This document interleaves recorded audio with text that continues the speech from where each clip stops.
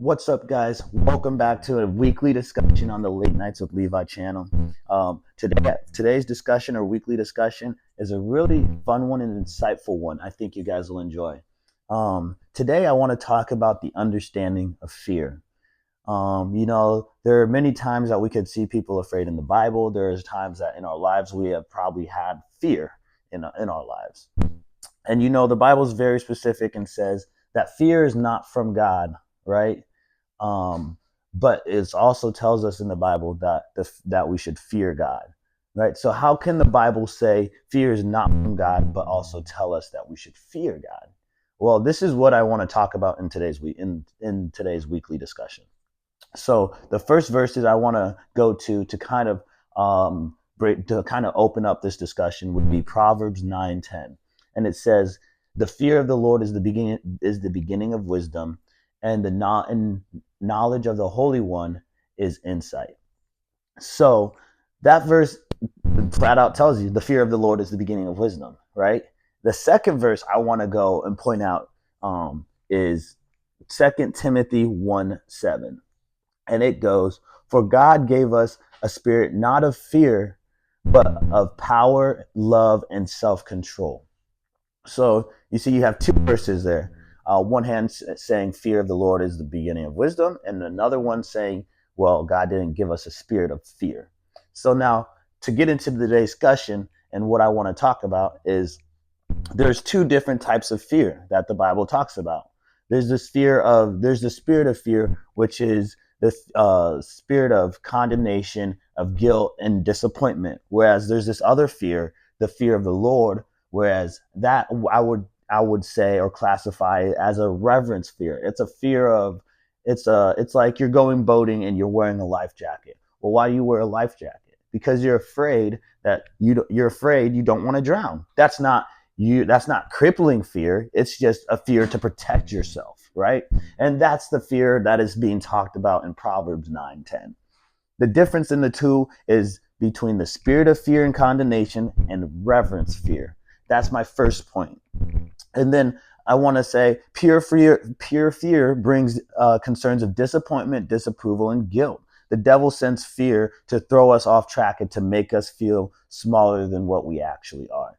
You see, pure fear, like the condemnation, the guilt, the disappointment fear, that comes from the devil. The devil uses that because he knows the power that God has given you. So how do I minimize that power? How do I distract you from actually tapping into the spiritual power that we have in Christ? And what does he do? He puts fear in your mind. He puts doubt in your mind. He says, "Oh, you can't do that.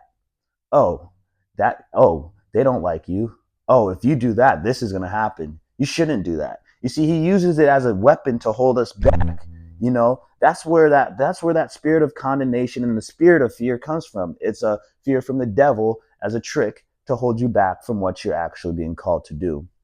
And whereas the reverence fear for God and what he has called us to do, that comes with a deep respect of not wanting to fall short of God's standards, again, of not wanting to disappoint God. Not that we're afraid of his disapproval, but it's also knowing that he has called us to do something better, so we don't want to disappoint him. You see, God has not given us a spirit of fear, but one of insight and knowledge, like Proverbs 9:10 said. We're not to be afraid of the outcome, and it ultimately helps us avoid certain outcomes. So like again, if you're going hunting, why do you wear bright colors? Because you don't want to get in crossfire or friendly fire. It's the same with God. It's to help us avoid certain temptations, certain outcomes, certain disobedience.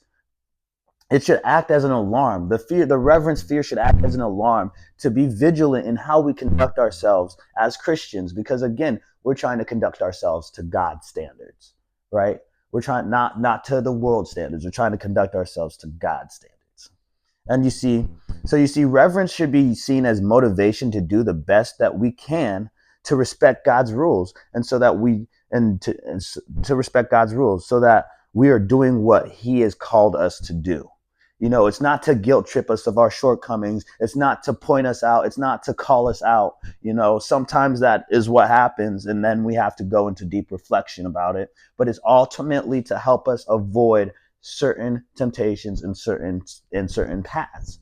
You see, you have the spirit. You have the spirit of fear, which the devil sends to hold you back, whereas you have the reverence fear, which is God gives us to know, to do what is better, to change our ways. The reverence fear is what God gives us as kind of an alarm to stay on track with Him.